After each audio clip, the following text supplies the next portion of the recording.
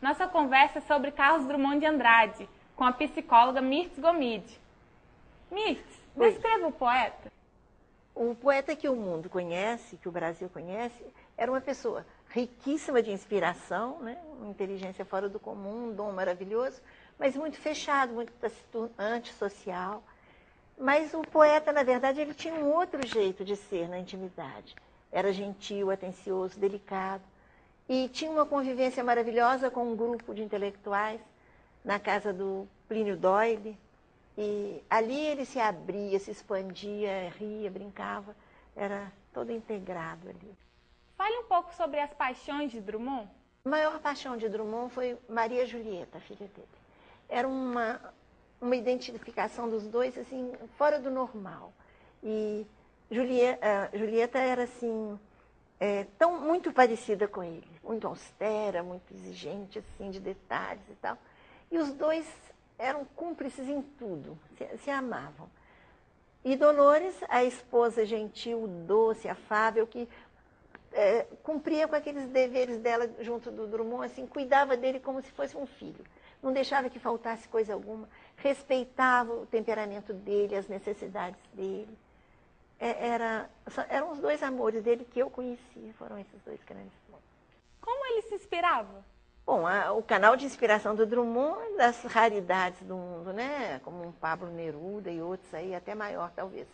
Mas ele de manhã ele fazia a crônica. E quando a inspiração não chegava logo, tinha dias, ele usava um apitinho de barro, um passarinho, ele saía pela casa apitando aquilo e ia até na varanda da sala.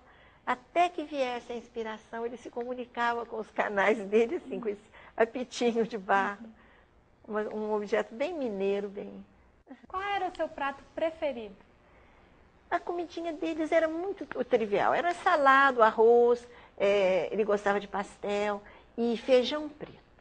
Carne e feijão preto. Ele não abria mão do feijão preto. Ele não comia se não tivesse feijão no prato dele, né? Inclusive, aconteceu uma coisa interessante.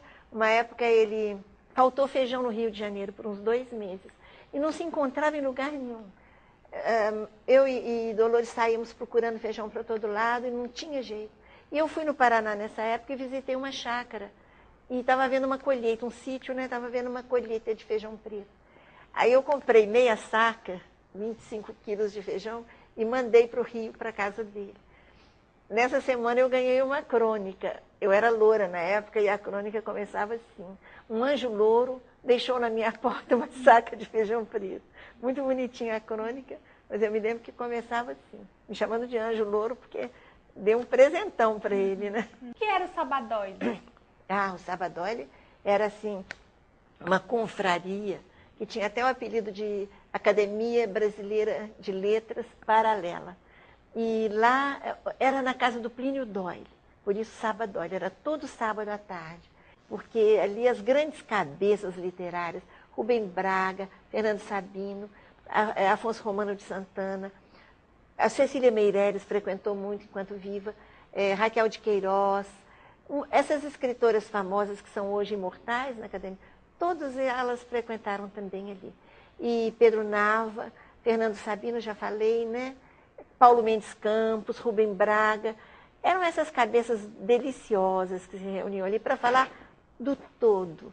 Nunca sobre religião e futebol, esses assuntos eram proibidos. Para finalizar, fale um pouco sobre uma das obras publicadas após a morte do escritor. Olha, após a morte dele, eu fico até triste de lembrar disso. Houve a publicação de um livro que ele não teria autorizado. É um livro de poemas bem fortes, assim, da intimidade dele, não é? Então, eu acredito que ele não ficou muito feliz. O neto dele, o Pedro, é que fez a publicação, né? Eu tenho a impressão que ele não ficou muito feliz com esse livro, não. Obrigada pela entrevista. Um prazer. Muito obrigada. Hoje entrevistamos a grande amiga de Carlos Drummond de Andrade, Mirtz Gomide. Próximo programa, vamos conhecer um pouco mais da Itália, com a professora de italiano, Ana Paola Sebastio.